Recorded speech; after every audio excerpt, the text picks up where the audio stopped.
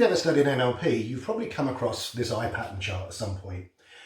This is a really useful thing to learn. Now, this is a generalization, and there's some criticism of it, of how accurate it is. Well, it's a generalization.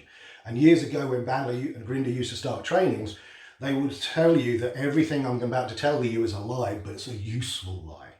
So this is a useful lie. It's you can get a lot of information from this. So for those of you who haven't studied NLP and all this is new, just to give you a quick catch up, what NLP is saying is that when you're talking to a person and they're thinking, when they're thinking and you notice their eyes move, that's not random. What they're doing is accessing different parts of their brain to recall information or to create information. And so if this is your client and you're looking towards them, so that's them over there, if their eyes go up above the horizontal, that means they're accessing a visual part of their brain. If they go up to your right, this is important, your right, they're accessing what's called visual remembered memories. So they're recalling things from the past. They're remembering things from the past. If their eyes go up to what's called visual construct, what they're doing is they're creating a visual image in their mind. So for example, anxiety clients might be seeing themselves screwing up at an interview or seeing themselves screwing up at a public speaking thing or something like that. They're constructing an image. Now, some people will tell you that if their eyes go up over there, they're lying. That's nonsense. Don't use that as an indicator for lying. You'll really get into trouble. So visual is above the horizontal. Auditory is on the horizontal. And if their eyes go off to, again, your right, you've got auditory recall. So they're recalling a sound that they've heard in the past. If their eyes go over there, they're constructing a sound. They're imagining what that sound would be like. If their eyes go down here, you've probably seen people go like this when they're talking. They're accessing their feelings. And if their eyes go down here, they're talking to themselves. They're either recalling a conversation that they've had, or in that moment, they're talking to themselves and wondering how I'm going to answer you. So they're talking to themselves. And a lot of people, they just learn this chart and think that is all there is, that there's just these 6 accessing points. Well, there's more. And this is not commonly taught for some reason. I just don't know why. Maybe because people just don't have the training or the experience. But there's more, because there's another couple of things that I want you to pay attention to. First one is what's called visual defocused. Now, what can often happen is you'll ask a person a question, and what will happen is they'll kind of stare off into the distance a little bit and they'll tell you about this thing. What they're doing is they're already accessing that information. It's already up there in front of them. And their eyes kind of defocus a little bit. They're not looking at you, they're looking at something else at a certain distance. That's when they're accessing visually as well. There's a visual defocused. So that could be anywhere. They could be like, so it's visual defocused. Because I've had students before who've come to me from other trainings and gone, I try to get this eye pattern thing, but a lot of my clients I don't seem to be accessing. And I said, well, what's happening? I said, well, they're talking and answering questions and they're just sort of gazing off. They're not really accessing any sort of point.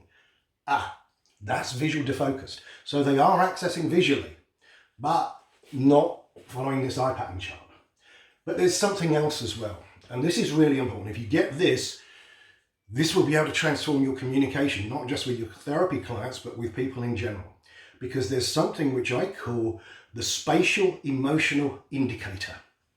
And I've yet to find situations where this doesn't work. What often happens, if you ask a person, tell me about a wonderful time in your life, like a holiday or something.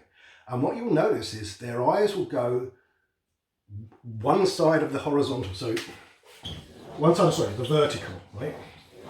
So you get the vertical. They'll go one way or the other. They'll either go left somewhere or right somewhere.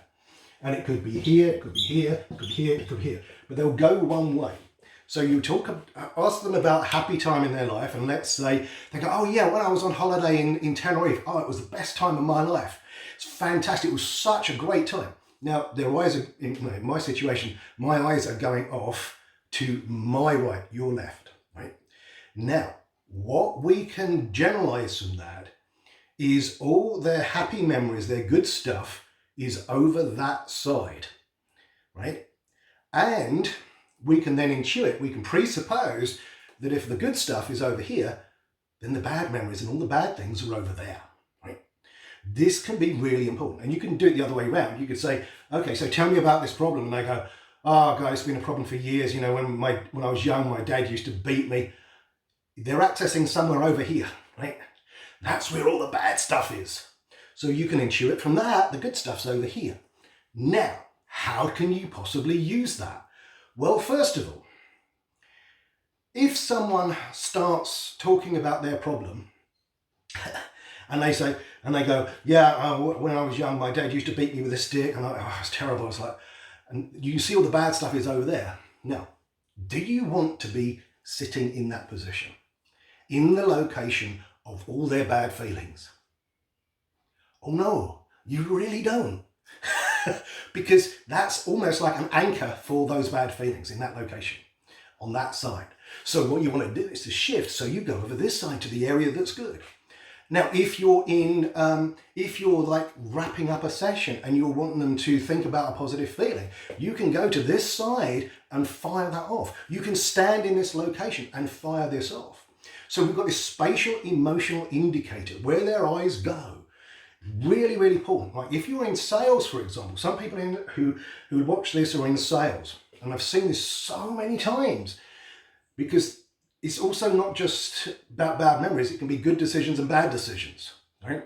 It's exactly the same. Ask someone about a time they made a really good decision and you watch their eyes go off somewhere. Oh, have you ever made a really bad decision? Well, yeah. Now we know that we've got a good decision over here and a bad decision over there. Now, let's say you're in sales and you do this fantastic sales spiel and the person's really convinced and they want to buy your product, and you get your piece of paper and you go, okay, I want you to sign the contract, and you put it in the location of their bad feelings or their bad decision. They're not going to sign it. So you want to make sure you know where this area is. So if the good feelings are over here, you approach them from this side and say, okay, so let's just take care of the paperwork. Hold it up, get them to sign it over there. I know this sounds like crazy, but this really is powerful stuff. So again, if you want to use this, pay attention. Ask them just random questions like, so when the person first comes in, okay, so I'm just looking for some resources. Tell me about a time in your life when you felt really good, like when you felt really positive. And they go, oh yeah, when I was, you know that all their good stuff is over here, right? So as you're working, you want to be building resources over here. You can even take that negative picture and put it over there. Guess what will happen? It will change the way they feel about it. So this is really useful. So eye patterns are not just these 6. You've got visual defocused, where they just focus on an area, and you've got this, the spatial emotional indicator. If you get this, it will transform the way you communicate with people. It really will. So it's a very, very useful thing to be aware of. And so if this video has been useful for you, please remember to subscribe down below. And if you want any further information, I've got a lot of information on my website. That's at changeworksacademy.com. And if you need me, feel free to get in contact with me.